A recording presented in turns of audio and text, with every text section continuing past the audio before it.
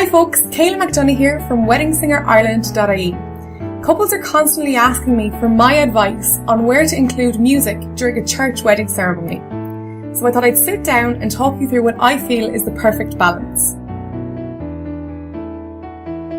First up, we have the bridal entrance. This is obviously a really special part of your day, so you need to choose something that's meaningful to you and your partner. I also suggest choosing something with a slower pace. This is going to prevent you from racing up the aisle, so your photographer and videographer will be able to capture all those magical moments along the way. Following the welcoming, you and your partner will then light the individual candles. It is optional to have a piece of music here just to fill in the atmosphere. The psalm then follows the first reading and must be a religious hymn. Liam Lawton and David Haas have some beautiful hymns which I would recommend listening to. And if you aren't a fan of religious music, why not think about adding guitar accompaniment for a more modern feel? Following the second reading, it is optional for your wedding singer to sing a verse of the gospel also. This brings us to the unity candle lighting. You have just said your I do's and are now a married couple. So this is the perfect time for a song that means a lot to you and your partner. It's also a great chance for your photographer to capture some really romantic shots as you light the candle.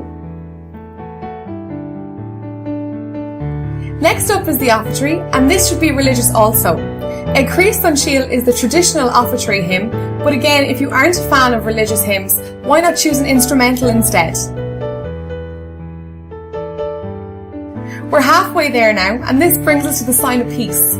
The sign of peace is a really special part of the ceremony, as usually couples would greet their families. I recommend choosing a piece of music that will keep the atmosphere going. Wedding classics such as Songbird and traditional hymns such as Ave Maria and Dona Nobis Pacem are great options. Depending on the size of the congregation, communion will require 2 to 3 songs. I also recommend choosing at least one religious song, as the communion is an important part of the religious ceremony. And now the fun begins. The signing of the register is where you and your partner sign on the dotted line, and the religious aspect of the ceremony is completely over. This means that you can choose music of any style. I recommend having 2 to 3 songs on hand, as your photographer may take some extra time taking some group shots. And finally, the recessional. You and your partner are going to walk out of the church as a newly married couple. I recommend choosing a really lively piece of music here, as it's going to completely lift the atmosphere and get all your guests clapping and cheering as you leave. It'll make such a difference to your photographs and the atmosphere in your wedding video. And there you have it, folks. That's the layout that's worked best for me and my couples over the past few years.